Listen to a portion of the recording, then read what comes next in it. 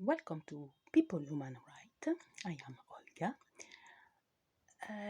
This is our 8th video, and the topic is refusing the unacceptable. When an insane situation goes on for long and insanity increases with time, we need to find a solution.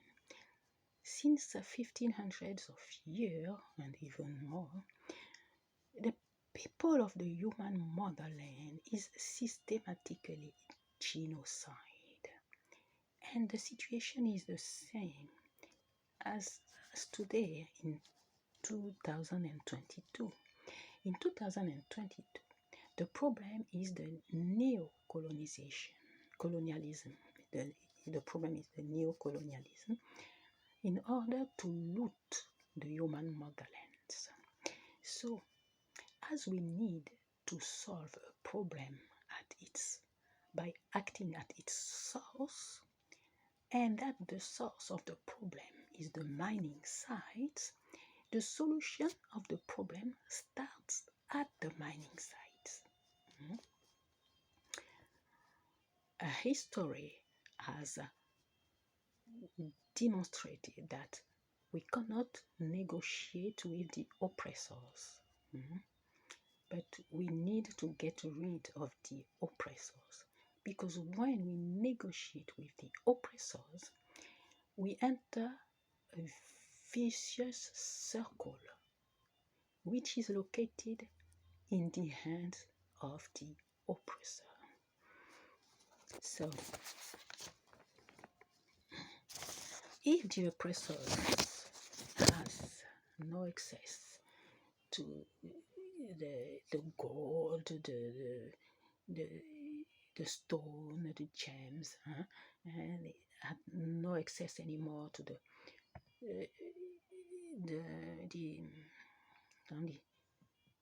the product they need to create their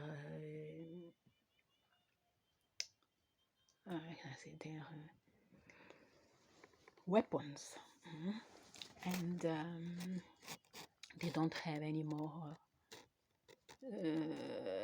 petrol or carburant for their vehicles and military planes, etc.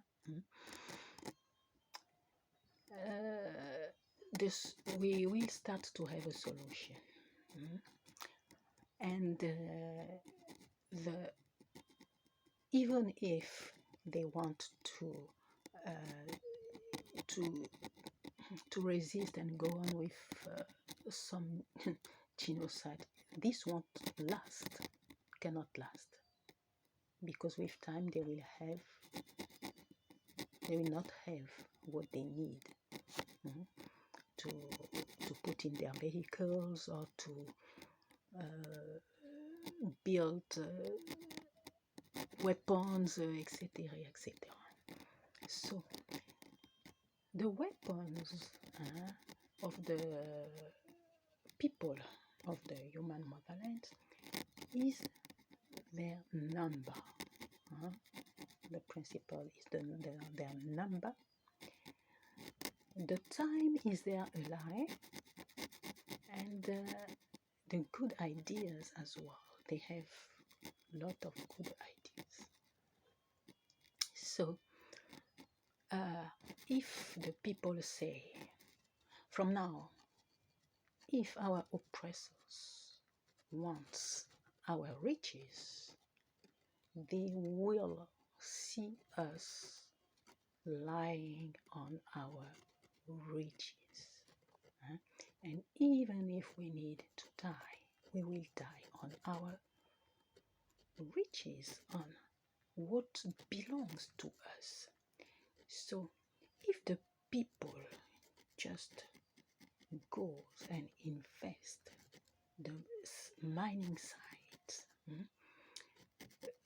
but numerously by millions, million of people, very number of people, the oppressor won't be able to extract anything. And those who are thrown out of their own land, of their own houses, with no just by people with no shame. Those people don't go to refugee camps. We don't even know what's happening in those refugee camps, except death or circles, evil circles of migration or whatsoever. And they should go and live on the mining sites. Yeah. And because even on the refugee camps, the enemies, your oppressor just come to they take pictures and to show the world your misery. There's nothing there. You don't have what you need there. So whether you are in the refugee camp or you are on the mining site, for you it's the same. But the mining site, the minerals are for you. Okay. So even for those who are asked from now to leave their houses or to leave their land, don't go. Stay there. You go, it's the same. You will enter the circle of death. You stay. If they want to kill you, at least if you can combat, but don't go. Don't give them this opportunity anymore. Stay where you are. It's for you. You struggled. It's for your ancestors. It's the riches are for you. The place of where? Go where? Why? With nothing.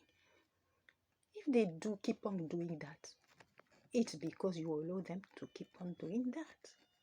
I know it's very difficult, but it's the sad reality. At some point, you need to stop them doing that. Okay, so I will tell you a story that I have written. Okay, so it's about a young girl called Nyangpopo. Her father is she's the unique daughter of her father. She's got two brothers, but she's the unique daughter.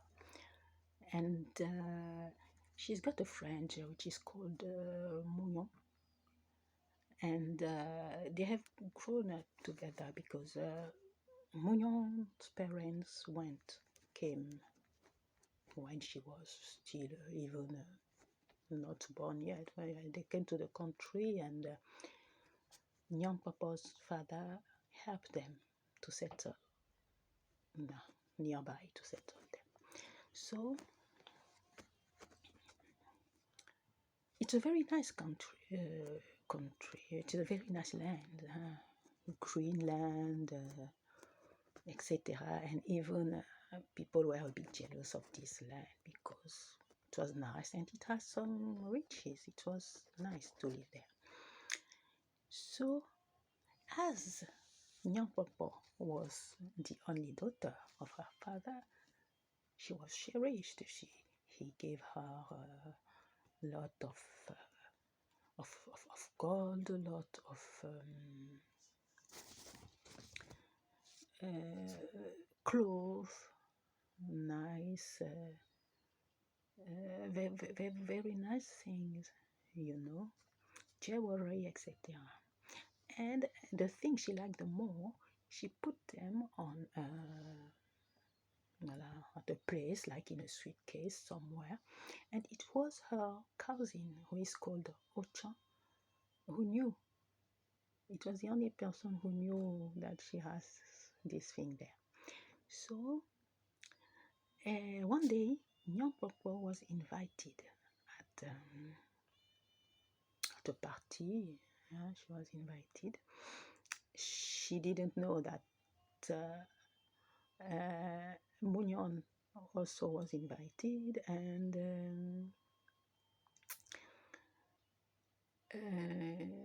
Munyon, I think, didn't know that Nyang Popo also was invited. So when Nyang Popo arrives at the party, she sees Munyon in Nyang Popo's best dress, the dress, the clothes she liked the more, and she was shocked, of course, and she was very angry, and there was a lot of arguing, and she saw also her cousin Ochan there. She told her, Ochan, why you are the only one to know that I have this dress? How come is it that it is on a Munyon is wearing it? And you know, it's in some situation that you see the real faces of people. And Ochan, yes, uplift her head, etc. And at least Munyon gives me a gift, etc. What? Okay. So the day after, also, Nyang Popo, she was on the in town, and she saw Munyon. So Nyang Popo was in town, and saw Munyon in another cloth of her. But she realized that, in fact, because the day before she went, she was shocked, she was so didn't go to check. But when she went back, saying, no, I need to check. So it was a real razzia. There was almost nothing left in her suitcase. Okay. When she saw Ochan, she told her, okay, Ochan, is it because people give you gifts that now you have become an enemy to me? You want to do bad to me, bad things to me?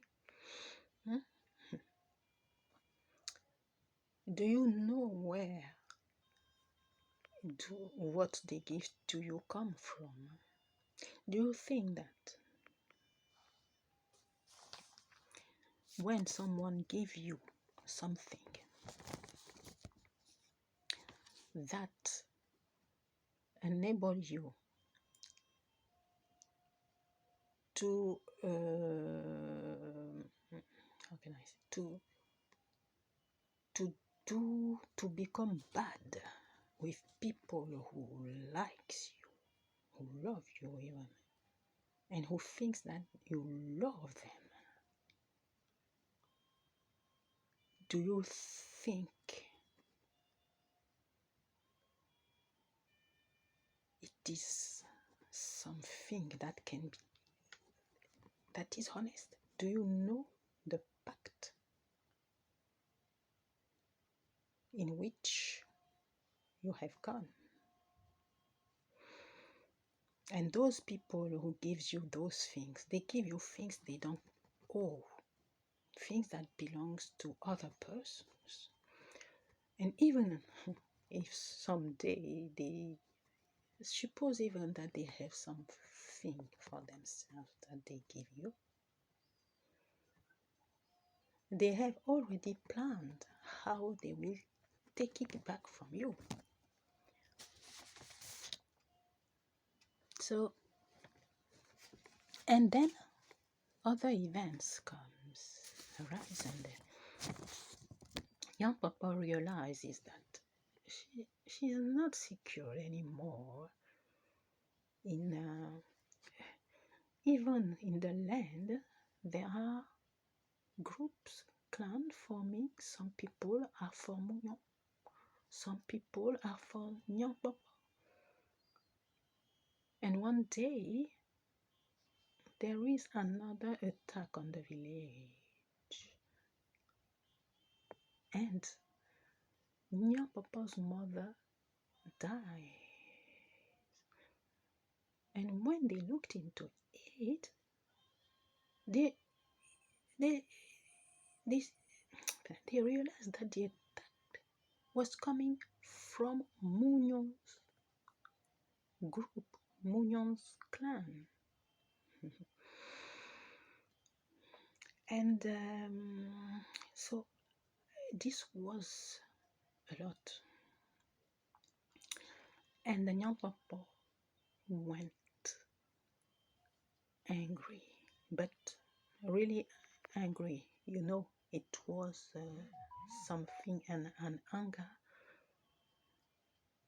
you can never stop, and you have never seen that. She informed her brothers. Some were living a bit in other places, but in the same land. Some were in other places in the world, but she informed them, and they went angry also. And they had friends. Some of the brothers of Nyan Papa's brother had friends, but they were really good friends. And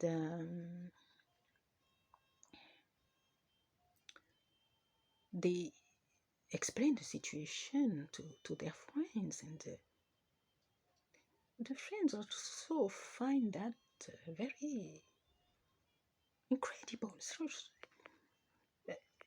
first it was off, and it was, when some situations are just out of nowhere, what is that? What is this thing? And but they were good friends. They say, okay, we are by your side. We will fight with you. And one of them told even Young Papa's brother, one of her brothers, I think I know those people you're talking about, because I've already heard this kind of story. Are they like this, like that? And they say, I think, yeah. Because even me, they want to do something with me that I didn't like. Yeah. And but I've blown them out of my way. And yes, that's what it is. But strangely, a few days later, another attack. Now, so the brother said, okay, we are going back. We are going back. We are going to fight at that place in our land. And their friends too said, okay, we are with you. So in the how can I say, in the land, in the property, the family property, there's some sand, very good sand, that people use to build things, in building construction. And Nyan Papa and her brothers, or the family, the clan, they were so angry. The brothers said, never, never, never anymore. Mounion and her family, her clan, will have some sand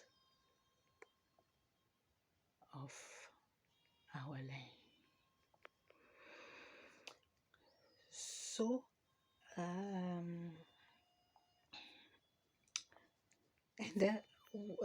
one night before they arrived, starting to Nyapopo had a dream. Well, she's seen so many people in her house, in their family home, family house. The person was so numerous. They were stick one to another. They were so much everywhere, and so and outside as well, and everywhere in almost it was very numerous people on a very long piece of land, and etc. And what happened is that the day after, in the morning, one of her brother came with lot of people. They invested the house, and there were people who had to stay permanently in the house, so that Munyon and her family and her clan have no more access to the sand. Because also it's strange, because the enemy's weapons are sometimes illusory. They are like houses built on sand, and the sand comes from the person they oppresses land. And so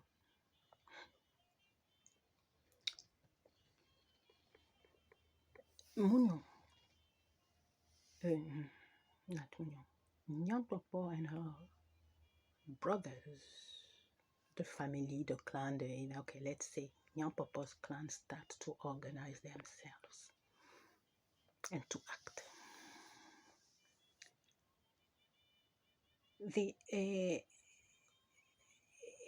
Okay, some of them say, okay, you take 1 million of men and you go to stay on that mining site at the door of the town or whatsoever. You take 10 million of people and you go into the forest to find the place they hide. You take 50 millions of people. You go and take their weapons from them. So, me, myself, I will go with 30 millions people, 40 millions. We are going to make them out of their houses, to put them out of their houses. And you will go and in their field where they planted their food, and you take the food, you harvest, because we have been chased out of this land. You harvest there, and we are hungry. So I did not write the end of the story, because it's already written. It's already written. It's in the sacred text of Ezekiel 39. So let me read that. Ezekiel is God's prophet. And this is what God says to Ezekiel. Son of man, prophesy against Gog and say, this is what the sovereign Lord says. I am against you, Gog, chief prince of Meshech and Tubal. I will turn you around and drag you along. I will bring you from the far north and send you against the mountains of Israel. Then I will strike your bow from your left hand and make your arrows drop from your right hand. On the mountains of Israel you will fall, you and all your troops and the nations with you. I will give you as food to all kinds of carrion birds and to wild animals. You will fall in the open field, for I have spoken, declares the sovereign Lord. I will send fire on Magog and on those who live in safety in the coastlands, and they will know that I am the Lord. I will make known my holy name among my people Israel. I will no longer let my holy name be profaned, and the nation will know that I, the Lord, am the Holy One in Israel. It is coming. It will surely take place, declares the sovereign Lord. This is the day I have spoken of. I have spoken of. Then those who live in the towns of Israel will go out and use the weapons for fuel and burn them up. The small and the large shield, the bows and arrows, the war clubs and spears, and for 7 years they will use them for fuel. They will not need to gather wood from the field or cut it from the forest, because they will use the weapons for fuel. And they will plunder those who plundered them, and loot those who looted them, declare the sovereign Lord. On that day, I will give Gog a burial place in Israel, in the valley of those who travel east of the sea. It will block the way of travelers, because Gog and all his hordes will be buried there. So it will be called the Valley of Hamon-Gog. For 7 months the Israelites will be burying them in order to cleanse the land. All the people of the land will bury them, and the day I display my glory will be a memorable day for them, declares the sovereign Lord. People will continually be employed in cleansing the land. They will spread out across the land, and along with others, they will bury any bodies that are lying on the ground. And after the 7 months, they will carry out a more detailed search. As they go through the land, anyone who sees a human bone will leave a marker beside it until the grave diggers bury it in the valley of Hamon-Gog, near a town called Ammon, and so they will cleanse the land. Ezekiel 39 has, now I stop here, I stop in the verse 16, but you can read it till the end. Okay, so this is the end of this 8th video. See you at the next video.